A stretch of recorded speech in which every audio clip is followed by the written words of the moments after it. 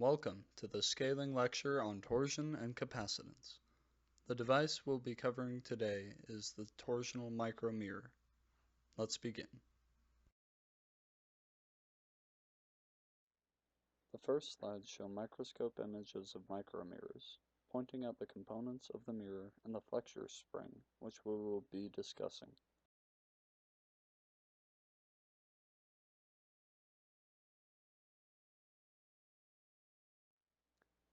These devices are micromirrors included on the class on a chip. Notice that there can be a large difference in deflected light as the mirror actuates. Later in the presentation, you will see how this is very useful in everyday devices.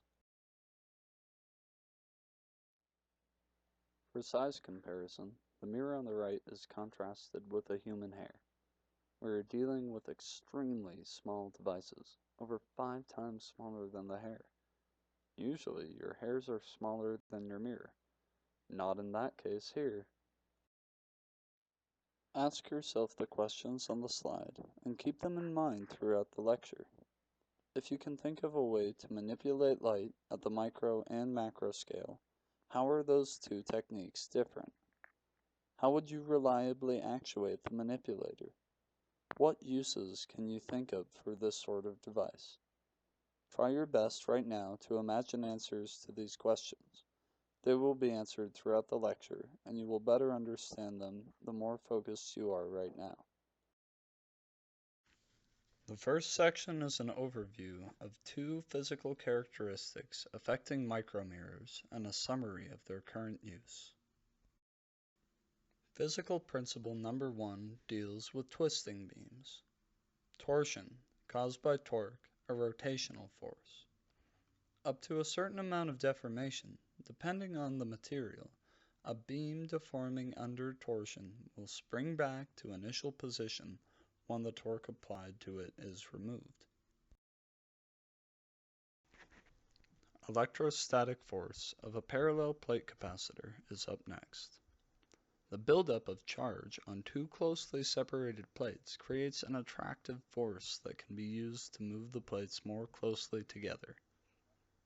Next, we'll watch a video showing micromirrors in operation.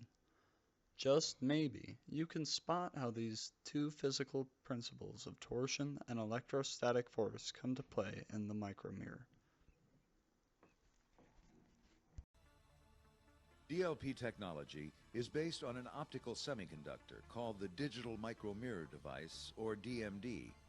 The DMD chip is an extremely precise light switch that enables light to be modulated digitally. It does this with a rectangular array of microscopic mirrors, which corresponds to light in a projected image. Coordinated with a digital signal, a light source, and a projection lens, these mirrors can reproduce video and graphics with incredible fidelity.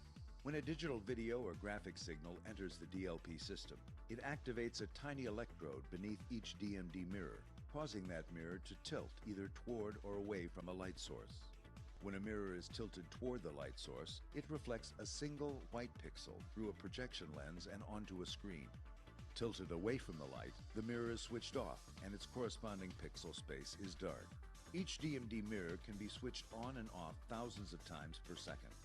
Varying the amounts of time a mirror spends on and off causes it to reflect different shades of gray. When a mirror is switched on more than off, it reflects a light gray pixel, and when a mirror is switched off more than on, it reflects a dark gray pixel. In this way, the DMD mirrors can reflect up to 1,024 shades of gray to create a highly detailed grayscale image.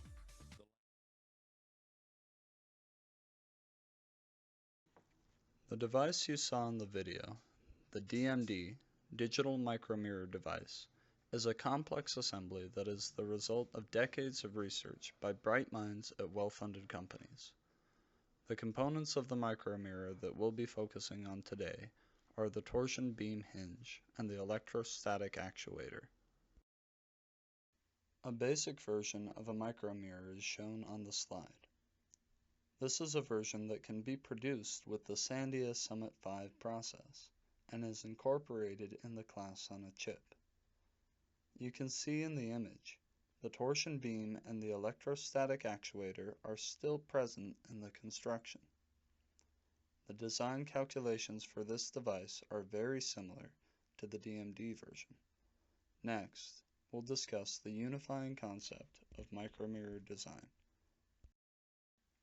The micromirror ties together the principles of torsion and electrostatic force to make a reliable light manipulation device. Quickly review the visual concepts of torsion and capacitance. The next slide is a check for understanding of how these principles are used in micromirrors. Watch the mirrors in the animation while tilting. Now, look at the image in the upper left of the slide.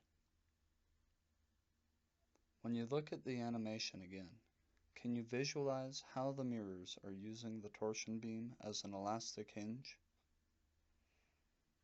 Can you start to imagine how the parallel plate capacitor tilts the mirror to one side or the other with electrostatic force?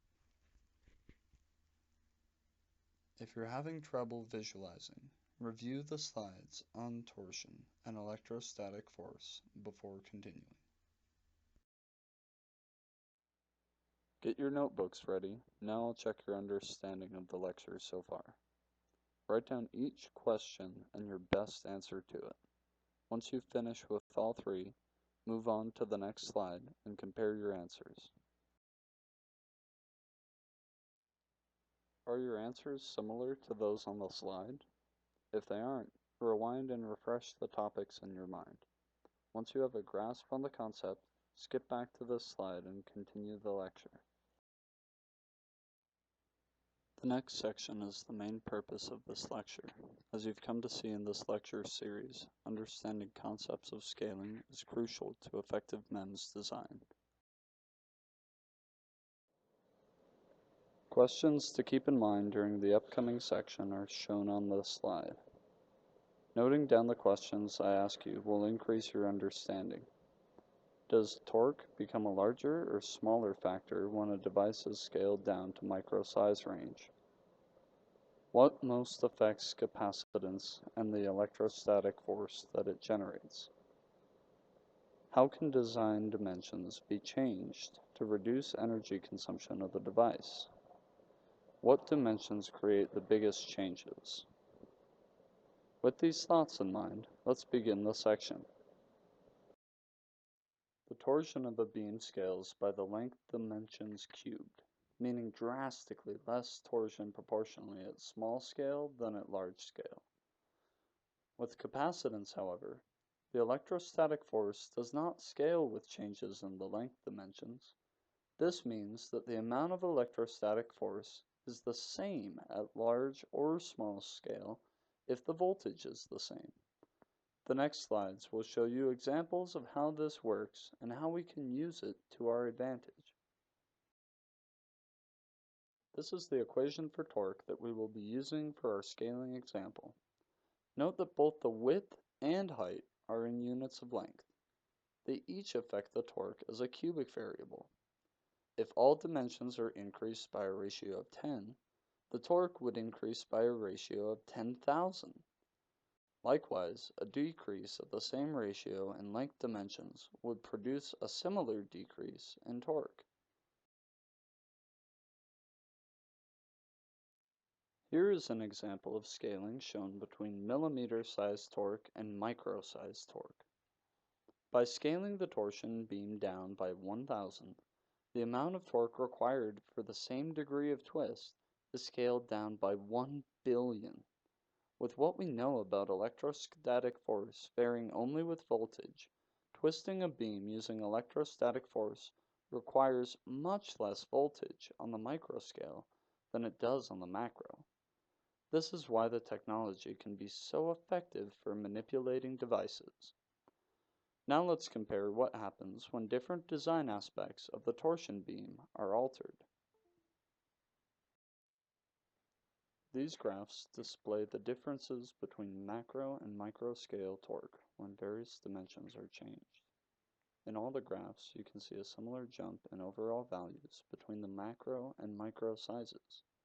Yet, the way that the torque values change when a specific dimension is changed varies on what dimension you are changing. This graph compares all the dimension changes at the microscale. Do you notice how when height and width are increased, the torque increases, but when the length is increased, the torque decreases? Do you think these differences could be useful when designing a device? Keep in mind how each dimension affects torsion, as this is a key concept.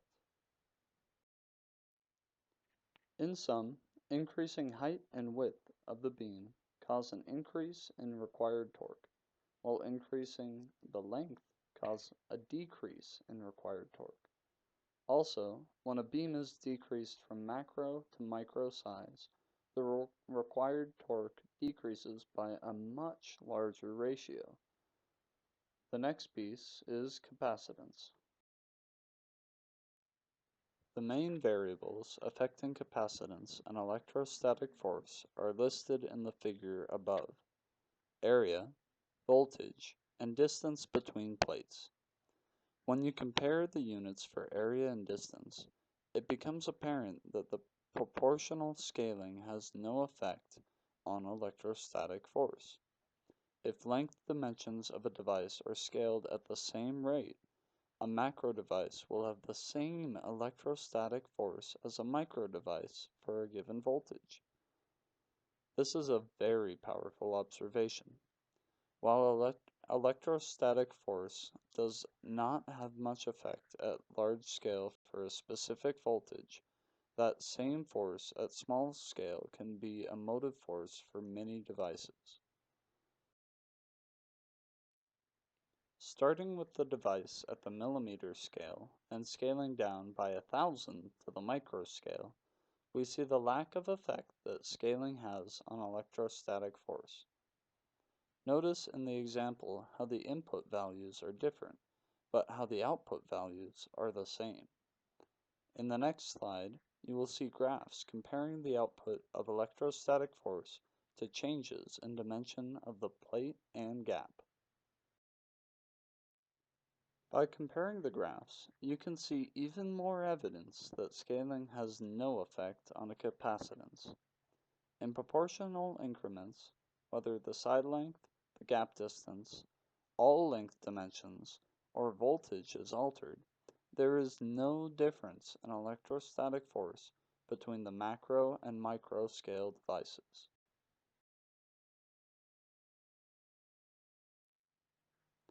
If we are designing a device at one scale, micro for example, we can use the variables to meet a design objective.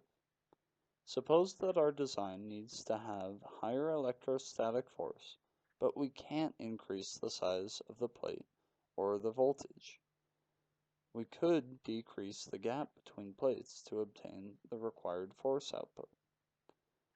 The main relationships can be drawn from the electrostatic force equation. Area and voltage are in the numerator, which means that when they increase, electrostatic force also increases. Conversely, gap distance is in the denominator. When it decreases, electrostatic force increases. To recap, electrostatic force does not scale as device size is decreased. This means that unless voltage is raised, a small-scale capacitor would have the same electrostatic force as a proportionally larger one. Thinking back to what we know about torsion scaling, don't torsion and electrostatic force seem like a good pair at the small scale?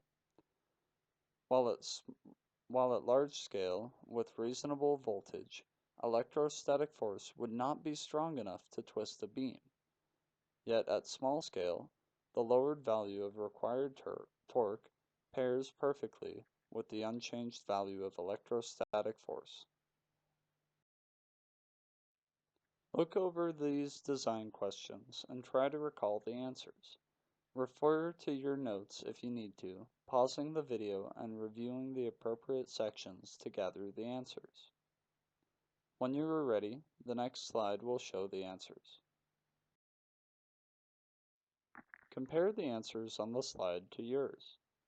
For any major differences, pause the video and review the appropriate section to make sure you understand the concepts.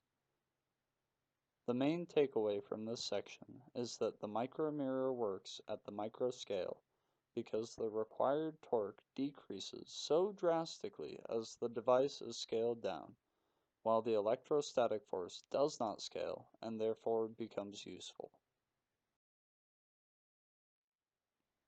The rendering in this image is very similar to a device on the KECK chip.